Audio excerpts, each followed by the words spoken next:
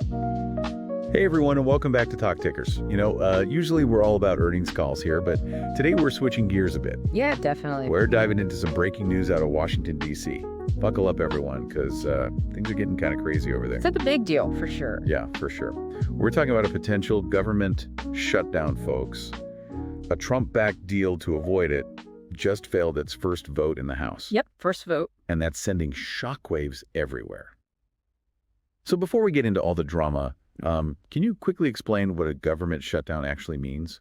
Sure. In the simplest terms, it means that lots of government functions just stop working because they don't have the money to operate. Okay. Non-essential services pause, federal employees might be furloughed, and things can get pretty unpredictable. Right. So not exactly the kind of stability that the market's like. Yeah, you could say that. Uncertainty usually leads to more volatility, and a government shutdown can definitely shake investor confidence. Yeah, no kidding. And we can't forget about the real-world impact this could have, like holiday travel plans.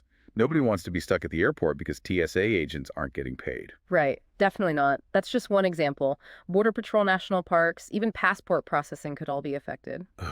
Okay. So government shutdown equals bad news all around. Yeah. Got it. So let's unpack this whole deal gone wrong situation. What happened? Well, just yesterday, there was a bipartisan agreement to keep the government funded. It seemed like everything was going smoothly.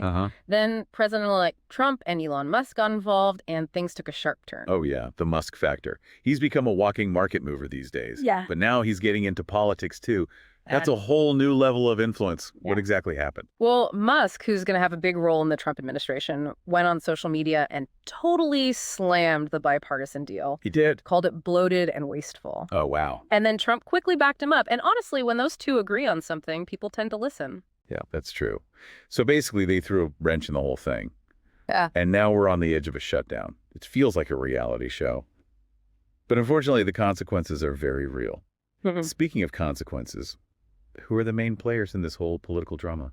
Well, there's President-elect Trump, who's wielding a lot of power even before he officially takes office. Yeah. Then there's House Speaker Mike Johnson, who's trying to keep his own party in line while dealing with all this pressure from Trump and Musk. Right. And of course, you've got the Democrats watching this whole Republican showdown, probably not too happy about it. Yeah, I can only imagine the tension in Washington right now. It's like a political pressure cooker about to explode. Definitely. So let's talk about this new Trump-backed bill that's caused all the commotion. What's actually in it? The main points are a 3-month extension of government funding. So basically, they're pushing the deadline to March. Okay. There's also a huge disaster relief package, around $110 billion for those recent hurricanes and other natural disasters. Right. And then there's the big one, a 2-year suspension of the debt ceiling. Hold on, debt ceiling? That's one of those terms that gets thrown around a lot. But I'm not sure everyone really understands it. Can you explain what the debt ceiling is and why suspending it is such a big deal? Okay, so think of the debt ceiling as a limit on how much money the government can borrow to pay its bills. Okay. Suspending it basically removes that limit for a while, allows the government to keep borrowing and spending without hitting that wall. Okay, so kicking the can down the road, I get it. But why is Trump pushing for this so hard? Seems like he's leaving a ticking time bomb for the next administration. That's the strategic part. Suspending the debt ceiling now means he avoids a potentially messy fight over spending cuts before he takes office. Ah, I see. It's a clever way to push that tough decision into the future. And, packing in this huge disaster relief fund is smart politics, too. How so? It makes it harder for anyone to vote against the bill, even if they hate the other parts. Right, it's all about the political strategy and how things look. But this bill isn't just about big things like the debt ceiling, right? Yeah. What are some of the specific things that are in or out of the bill that might be interesting to our listeners? Well, one interesting thing is that this new bill gets rid of the pay raise for members of Congress. Really? That was in the original bipartisan deal. Huh. Definitely raising some eyebrows with that one. Yeah. Not a good look for them to be giving themselves a raise while potentially shutting down the government. Yeah. Talk about tone deaf. What else? There's also the matter of funding for rebuilding Baltimore's Francis Scott Key Bridge. Remember, that was damaged earlier this year. Right. Interesting to see that funding survived while other items were cut. Makes you wonder about the priorities at play here. Yeah, what's in and what's out can tell us a lot about the negotiations and power dynamics.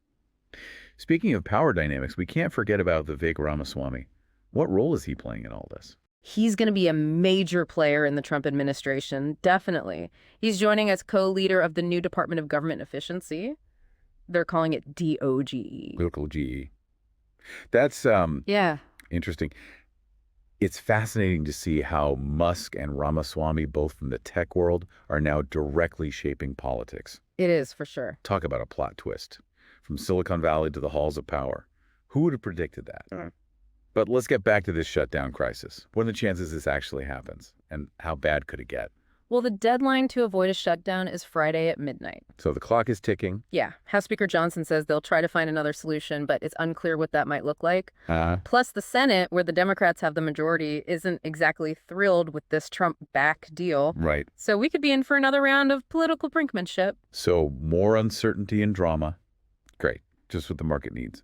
But you know me, I always try to find the market opportunity even in a mess like this. I know you do. So just for fun, let's imagine. Okay, so let's say the government actually shuts down. What's our move? Well, chaos can create opportunities, right? You always say that. It's true. We just have to think differently. While everyone else is panicking, we're looking for the silver linings. I'm listening. What kind of silver linings are we talking about? Let's think about defense stocks. Okay. In times of uncertainty, especially when it feels like national security is at stake, people tend to flock towards things that feel safe and stable. Defense companies. They've got those big government contracts. Yeah. They're always in demand. And they don't really care if some paperwork in Washington is stalled. Makes sense. Exactly. So as the market dips, because everyone's freaking out about the shutdown, Yeah. we swoop in and buy some undervalued defense stocks. Okay. I'm with you so far.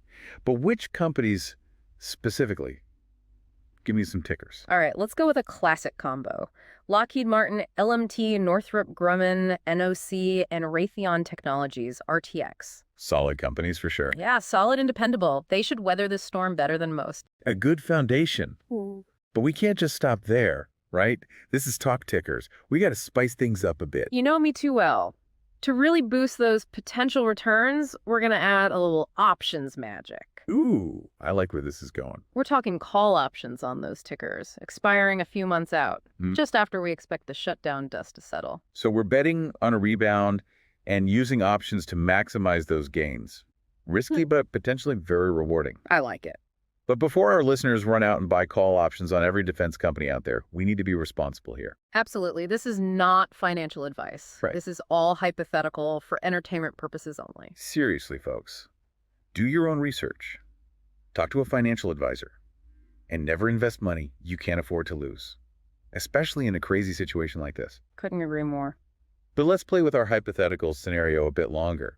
What could go wrong? What are the potential risks here? The biggest risk is that the government shutdown ends quickly. Maybe everyone calms down, a deal gets made, and the market barely reacts. In that case, our defense stock play might not work out as well as we hoped. Right? And even if the shutdown drags on, there's no guarantee those defense stocks will take off. The market is unpredictable. True. Very true. What else do we need to consider? Well, investor sentiment is key. If the overall market panic is too intense, it might drag down even those typically stable sectors like defense. Yeah, that makes sense. And of course, there's always the possibility of unforeseen events. Who knows what other crazy things might happen in this political drama? True. Predicting the future is impossible, especially in this political climate. But hey, that's what makes it so exciting. This whole situation with Musk and Trump shaking things up. It really makes you think about the bigger picture. Yeah, it does. It raises some interesting questions about how power is shifting in our society. Here we have these tech billionaires with huge influence over both the market and politics. It's like something out of a sci-fi novel. It really is. It's a new era where the old boundaries are blurring. Social media has become so powerful. It's shaping public opinion and even influencing policy decisions. It's both fascinating and a little scary. I agree. It makes you wonder what this means for the future of our political system.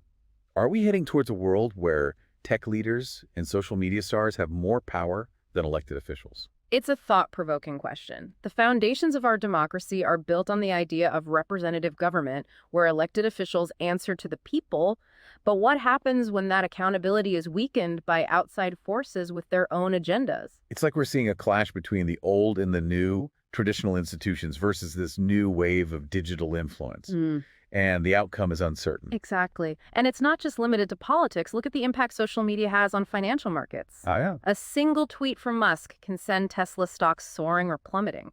Information spreads so fast and sentiment can change in an instant. It's a whole new ballgame for investors. Yeah. You have to be quick, adaptable, and able to filter out the noise to find the real signals. Couldn't have said it better myself.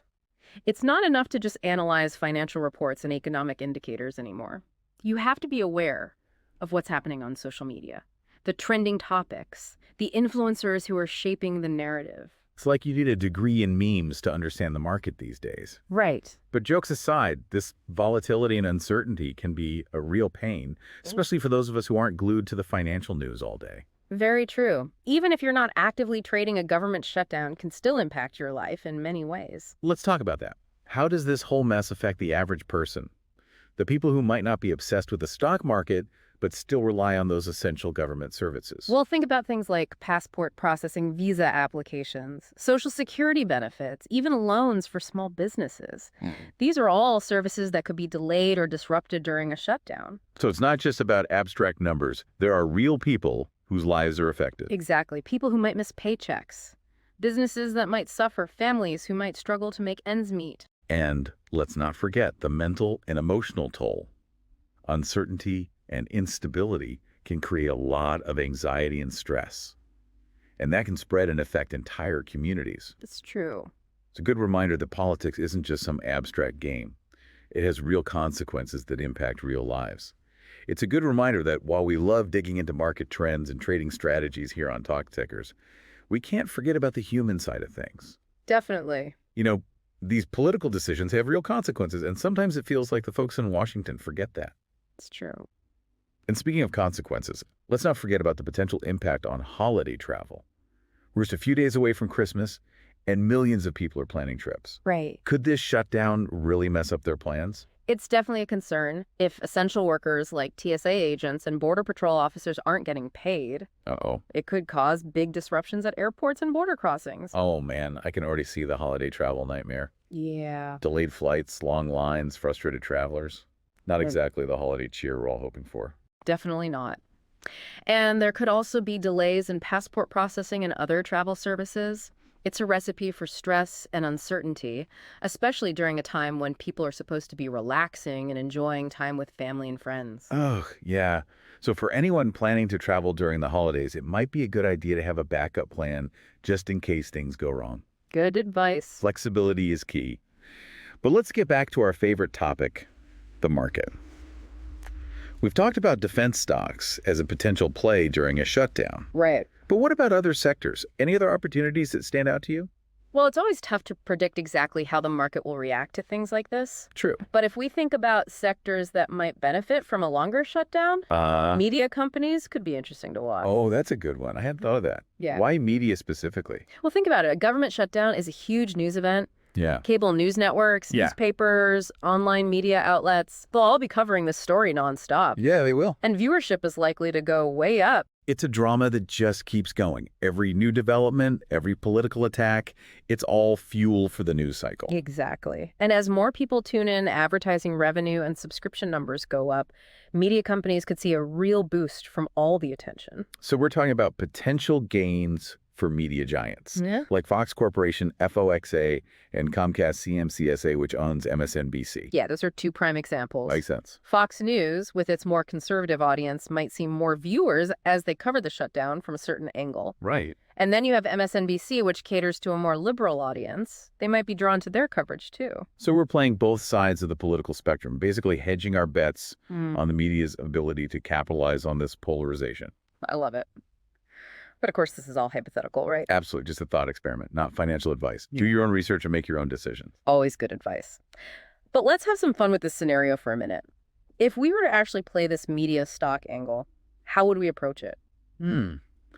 Well, if we're feeling optimistic, Okay. we could buy FOXA and CMCSA. Yeah. Thinking that their prices will go up as the shutdown drags on and the media hype builds. Okay. And to add a little leverage, we could look into some option strategies. Maybe a bull call spread on each ticker to limit our potential losses and manage risk. Okay. But again, this is all just theoretical. The market is unpredictable, and there are always things we can't anticipate. Yeah, like a sudden resolution to the shutdown.